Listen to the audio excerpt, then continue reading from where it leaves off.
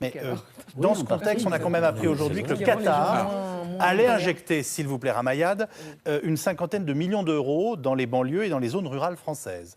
Dans les banlieues et dans les zones rurales françaises. Julien Drey... C'est presque autant que ce qu'ils mettent dans le Paris Saint-Germain. C'est formidable. Je pense que c'est un petit peu moins, selon mes calculs. Là n'est pas le problème pour l'instant. Alors, je voudrais savoir si le vice-président de la région Île-de-France se réjouit de voir les pétrodollars qataris au secours de nos banlieues. J'en veux pas. J'en veux pas. Julien Drey. Et je suppose que s'ils ne viendront pas me voir, parce que je leur dis ici, et je pense que le président de la région fera la même chose que moi. Et deuxièmement, je vais vous dire une chose. Je ne suis plus parlementaire, mais j'aimerais bien qu'il y ait des parlementaires qui créent une commission d'enquête sur les investissements qataris en France. Et j'aimerais bien qu'on commence à regarder comment les choses se passent. Parce que ça devient insupportable. La manière dont... D'abord, cet argent, vous savez, l'annonce sur les banlieues, il y a 3 ans, ils avaient déjà annoncé 50 millions d'euros. Exact. Ils ont créé une énorme...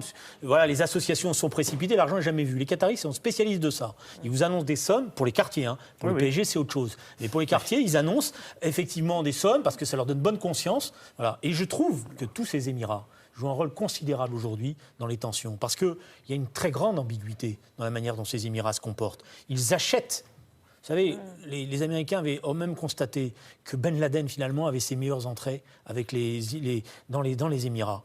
Et c'est comme ça que ça se passe. Ces Émirats sont aujourd'hui porteurs de choses extrêmement graves. Et c'est pour ça que je pense qu'il y a maintenant nécessité de mettre une barrière. Et ils nous ont acheté, je vais finir pour être encore plus provocateur, ils nous ont acheté avec le PSG. Parce que beaucoup de supporters du PSG se disent c'est formidable, le PSG va devenir une formidable équipe parce qu'enfin il a trouvé de l'argent. Et résultat, il y a un aspect corrupteur dans ces comportements. D'abord, il faut rappeler que le Qatar a fait manger son chapeau au comité olympique, au CIO, puisqu'ils ont obligé le CIO à faire concourir des jeunes filles voilées dans des conditions de non-mixité absolue. Il faut rappeler que le Qatar soutient certes la révolte syrienne, mais sans doute plus parce qu'elle est sunnite que parce qu'elle est démocratique, et que le Qatar porte un appui réel également aux islamistes qui imposent la charia au Mali.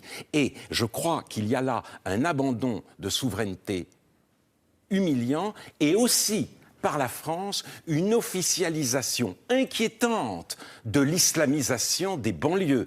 Je ne vois pas pourquoi les jeunes gens qui se considèrent aujourd'hui plutôt musulmans que français seraient tentés de revenir à d'autres sentiments vis-à-vis de la France si ils ont le Qatar justement pour entretenir leur espérance. Donc je crois vraiment que c'est une décision à laquelle les responsables politiques s'honoreraient de réagir. Je termine mon tour de piste, s'il vous plaît, sur le Qatar, et je veux qu'on puisse vous entendre les uns et les autres, comme l'ont fait les autres intervenants. Gérard Longuet, je rappelle que vous avez été ministre de la Défense, et vous n'êtes pas sans savoir que le Qatar finance certains mouvements radicaux. Est-ce que c'est un cadeau empoisonné? Est-ce qu'ils font de l'entrisme? Et est-ce que vous vous inquiétez de la présence qatari, notamment aujourd'hui avec l'argent dans les banlieues? Je vais traiter le problème en sens inverse, si vous voulez. Nos compatriotes, depuis toujours, ont toujours été passionnés par la politique internationale avec des liens d'affection ou d'intérêt. Avant 14, on défendait les boers contre les Anglais parce qu'on était anglophobes. Bon, et puis on aimait les boers.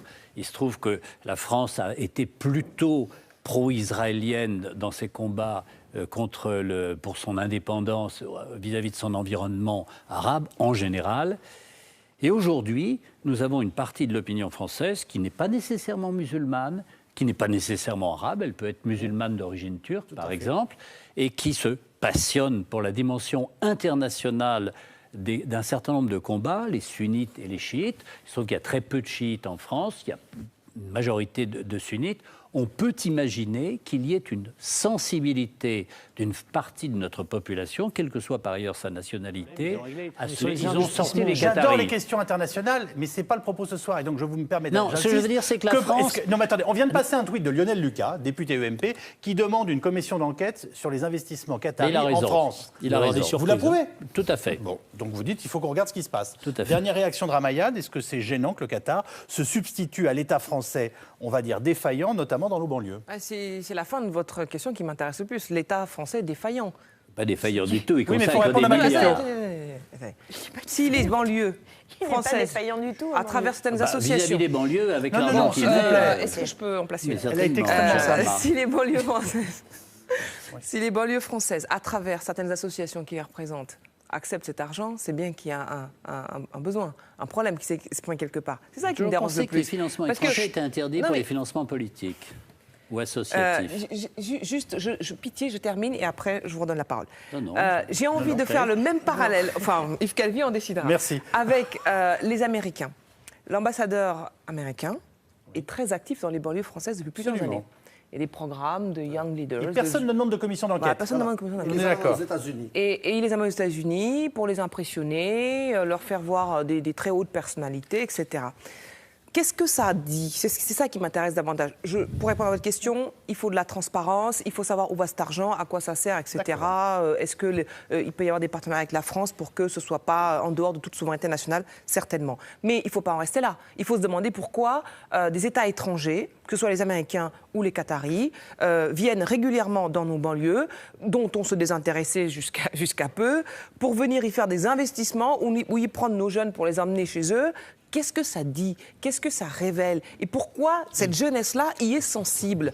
Ça veut donc dire quoi?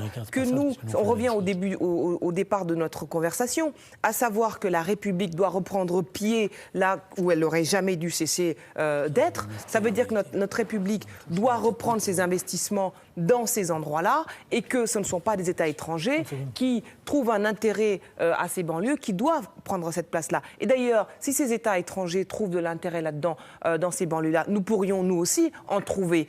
C'est ça la question fondamentale. Il faudra... Mais c'est de l'influence, c'est du soft power, évidemment. Mais vous vous rendez compte de l'absurdité de la situation où des États étrangers, aussi différents l'un que l'autre que le Qatar et les États-Unis, trouvent nos banlieues intéressantes alors que nous, non. Vous voyez bien le problème. Moi, ça m'arrange beaucoup de terminer sur cette... Non, il y a une confusion. Il y a une confusion, c'est pas la même chose. Et vous me permettez. Les États-Unis, effectivement, s'occupent de nos banlieues. Mais comme nous, nous occupons aussi des banlieues américaines. C'est-à-dire que nous avons des programmes diplomatiques qui font qu'un certain nombre de jeunes Américains sont recrutés par la France pour venir connaître la France. Les Américains font la même chose, avec plus de moyens que nous d'ailleurs, parce que c'est les fondations qui le font. Mais on n'est pas dans la même situation. Là, c'est de l'argent donné à des associations par un État. C'est pas la même chose. Et la dernière réaction sera celle de Abdallah Zekri. Alors, les États-Unis, depuis les événements du 11 septembre, ils ont arrêté un programme. Tous les ans, pendant le mois de Ramadan, ils font un dîner d'iftar. Ils font venir des jeunes, ils font venir des moins jeunes, des intellectuels, des gens de banlieue, etc. Je suis allé à 3 de ces réceptions et je me suis arrêté. Pourquoi? Parce que sur les 100 personnes qu'il y a, on avait 25 personnes de la CIA dans toutes les tables. Pour essayer de savoir... C'est une maison bien tenue. Bien sûr, très bien tenue. Alors, pour savoir d'où ils viennent, comment, après leurs adresses, leur numéro de téléphone, pour les voir en dehors de l'ambassade. Après, on les invite aux États-Unis. Non pas dans le cadre d'un échange, pour pouvoir les utiliser et pour pouvoir avoir des agents de renseignement. Maintenant, le Qatar, moi je dirais juste un mot en conclusion. Merci. On n'aime pas les Arabes, mais on aime leur argent. Mais le Qatar, moi ça me dérange. Moi, ça me dérange que le Qatar prenne la place de l'État français pour financer les quartiers et sortir les jeunes de la misère. Réponse parfaitement. Le lundi à 7h06, c'est la chronique de Caroline Forest. Bonjour Caroline. Bonjour Marc. Ouma.com et l'ambassade américaine. Une semaine après les premières révélations de Wikileaks, ceux qui avaient prédit un 11 septembre diplomatique se sont peut-être trompés. Le dévoilement des dessous de la diplomatie américaine va surtout faire tomber quelques préjugés nés de l'après-11 septembre.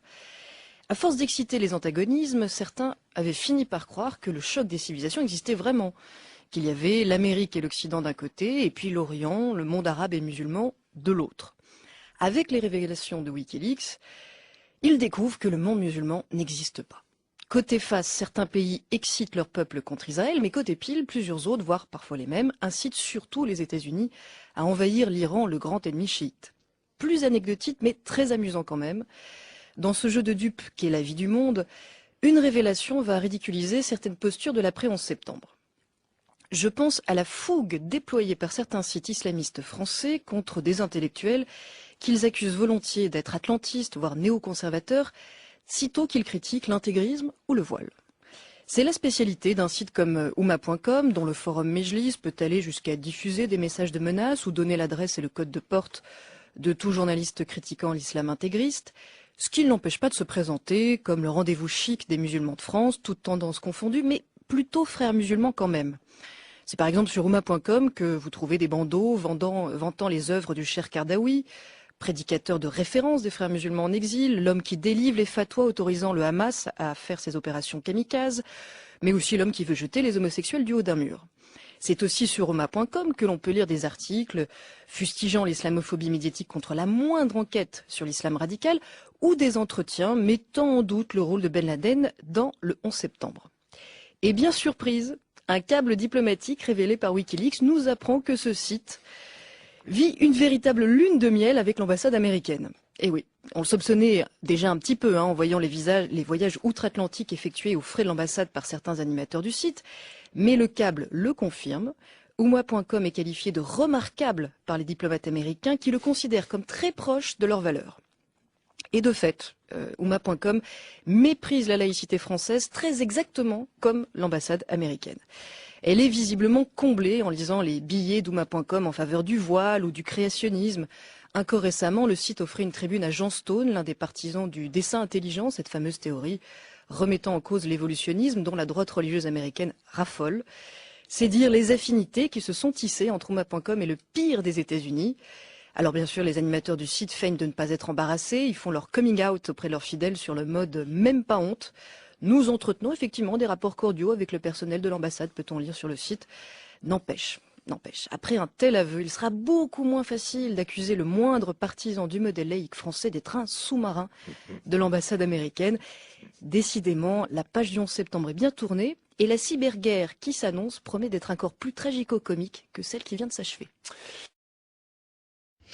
Allez, maintenant on va vous parler de l'ambassadeur américain qui veut se rapprocher de la banlieue. Il avait même promis qu'il amènerait une star d'Hollywood, personne ne l'a cru bien sûr.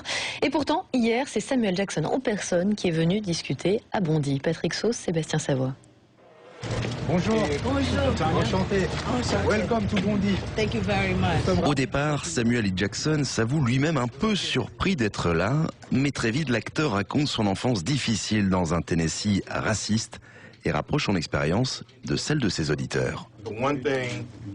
Il y a quelque chose que vous avez et que j'ai toujours eu, c'est mon éducation et ma persévérance. Ça, on ne peut pas vous l'enlever. Une fois que vous l'avez, vous le gardez. Le rêve américain semble être à portée de main, les jeunes franciliens sont conquis. On a besoin d'espoir, on a besoin aussi de cette reconnaissance et si ça peut faire rêver des jeunes, leur donner envie de se prendre en main et d'avancer, on peut que s'en féliciter. Et pour les dirigeants associatifs, aucune manipulation, la venue de Samuel Jackson n'est qu'un prétexte de plus aux échanges entre ambassades américaines et banlieues françaises. Moi, ça ne me sert à rien de faire venir l'ambassadeur ici avec une star d'Hollywood si c'est juste pour faire des photos. Ça me sert si cette jeune fille qui a posé des questions sur le financement d'une de ses productions, demain les services de l'ambassade lui disent ben voilà, écoutez, nous on a un producteur qui peut venir. Au bout de 2 heures, les Américains repartent avec une promesse, l'envoi d'une classe du 9-3 aux États-Unis, tout frais payé. Alors, ils ont le droit d'avoir des problèmes sentimentaux, mais alors vous avez fait ce voyage aux États-Unis à l'invitation de l'ambassade des États-Unis. Alors d'une part, est-ce que c'est normal d'accepter une invitation de l'ambassade des États-Unis pour aller aux États-Unis? Et d'autre part, ils ont voulu vous influencer. Quelle était leur logique dans cette attention, un peu entre guillemets, l'attention qu'ils vous portaient? Alors l'ambassade des États-Unis en fait a un programme qui a 60 ans, qui s'appelle le programme des visiteurs internationaux, où ils font partir des gens qu'ils estiment comme des futurs leaders de leur pays sur des thématiques assez diverses. Il y a 4000 personnes qui partent tous les ans et une trentaine de Français. Donc l'année dernière, j'étais parmi les 30 Français qui sont partis. Et c'est vrai qu'autrefois, les gens qui partaient étaient Tony Blair, étaient Nicolas Sarkozy lorsqu'ils avaient 30 ans, Margaret Thatcher. Et depuis 10 ans, les Américains se sont rendus compte qu'en Europe et en France en particulier, il y avait des minorités qui émergeaient à la fois dans les quartiers populaires qu'on appelle les banlieues, mais aussi qui étaient des gens issus d'immigration. Donc un quart des Français qui partent tous les ans sont des gens comme moi qui viennent de banlieues, qui sont issus d'immigration africaine, asiatique, etc. Et finalement, ce qui est intéressant, c'est que nous partons et nous sommes effectivement très très bien traités. Et en même temps, la plupart des gens qui partent aux États-Unis, qui sont issus de ces minorités-là, sont dans leur propre pays, ne sont pas reconnus. Donc c'est assez intéressant de voir que on est parti comme beaucoup d'autres qui faisaient partie de l'élite traditionnelle française. Ces gens, on leur a jamais reproché d'être possiblement influencés ou manipulés, etc. par les États-Unis. Et finalement, la France regarde le fait que les Américains s'intéressent à ces gens-là comme une tentative de déstabilisation ou de manipulation, comme si on était finalement plus manipulable qu'un Tony Blair ou qu'une Indira Gandhi.